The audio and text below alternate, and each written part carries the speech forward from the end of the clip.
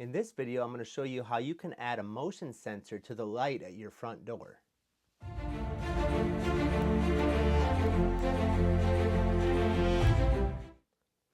So what I've wanted to do was add a motion sensor to my front porch light so that when I leave my front door or if somebody approaches my front door, it'll turn on the lights that are out there. Now those lights are operated by a switch inside my house normally, and they don't have a motion sensor built into them. So I'm going to show you how you can add a motion sensor to that so that they'll come on when somebody approaches.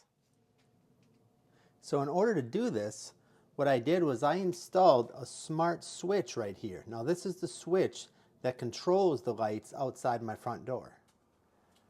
Then I went ahead and added this small battery-powered motion sensor above my front door.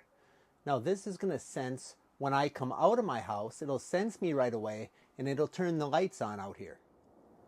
But I also wanted the lights to be turned on when somebody approaches from the driveway. So here in the driveway, up here, I mounted another one of those motion sensors. So that one will sense the motion out here as somebody approaches on this front walkway, and that will turn the light on also. So now let me go into more detail as to what I did. I bought a TP-Link or a Tapo smart switch. It's the same brand. They're just, I don't know, they rebranded. They kind of came out with some new products, but it's TP-Link or Tapo. And then I bought the same brand, TP-Link or Tapo, motion sensors. I went into the app and I programmed it to turn the switch on for a certain amount of time anytime it sensed motion on one of those sensors. Now let's go into the app and I'll show you more on how to set that up. So here's the Tapo app right here. So go ahead and tap on that and then it'll bring you in and you can see all the different devices you have.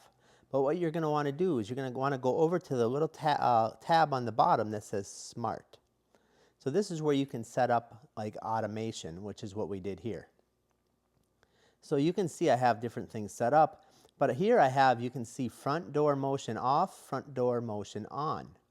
So I have two different automation routines set up, one to turn the lights on, one to turn them off. So let's go ahead and go into the settings to show you on front door motion on. So you can see that the effective time is just between sunset and sunrise because we don't need the lights coming on in the middle of the day. So it's only going to be activated between sunset and sunrise, and you can change that. You can have that be whatever you want. But then I'm going to have it say that when either the front door motion sensor or the front door motion sensor garage, which is the one out closer to my driveway, if either one of those senses motion, then you go down to the then section, it'll turn on two devices. And the two devices that it turns on is, one is the light switch by the front door, and the other one is a light switch that turns the lights on outside my garage. So I actually have it turning on two different switches at the same time. So that's simply how you get this to turn on with the motion. Now to turn off, you don't want it to turn on and stay on indefinitely. You want it to turn off after some time. So tap on front door motion off, and again the effective time is between sunset and sunrise, and you can see when, and it says when the front door motion sensor or the front door motion sensor by the garage is activated. Then after 2 minutes, you can see it says there no motion detected for 2 minutes. After 2 minutes of no motion sensed, it'll turn off those two devices, which is the switch by the front door and the switch at the garage.